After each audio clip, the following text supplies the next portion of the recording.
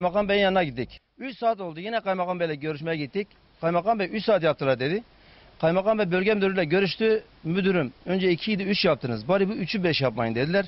Yine yapmadılar. Devam ettiler. Şu anda 5 saat kesiliyor. Günde 5 saat.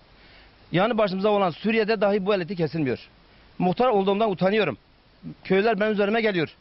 Neden bu elektrik üzerine gitmiyorsunuz? Milletvekillerini arıyoruz, cevapsız kalıyoruz. Bazı milletvekillerimiz de telefonlarımıza açmıyor, cevap vermiyor. Kime gidelim? Özelleştirilmesiyle başlayan ve tarımsal sulamada kullanılan elektrik enerjisinde yaşanan sorunlar bitmek bilmiyor.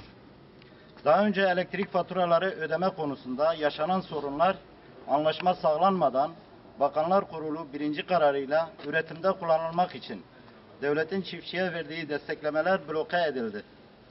Bakanlar Kurulu'nun ikinci kararıyla desteklemelerimiz bizim iznimiz ve rızamız olmadan DEDAŞ Elektrik Dağıtım Şirketi'nin hesabına aktarıldı. Çiftçimizden fazla alınan meblağı da geri ödemesinde şirket imtina etmektedir. Bugün itibariyle çiftçimizin DEDAŞ Elektrik Şirketi'ne borcu bulunmamaktadır. Buna rağmen yaklaşık 2 aydır her gün 5 saat, ayrıca ayda 2 gün 7'şer saat elektrik kesilmektedir. Yetkililere yaptığımız tüm başvurularımız cevapsız kalmaktadır.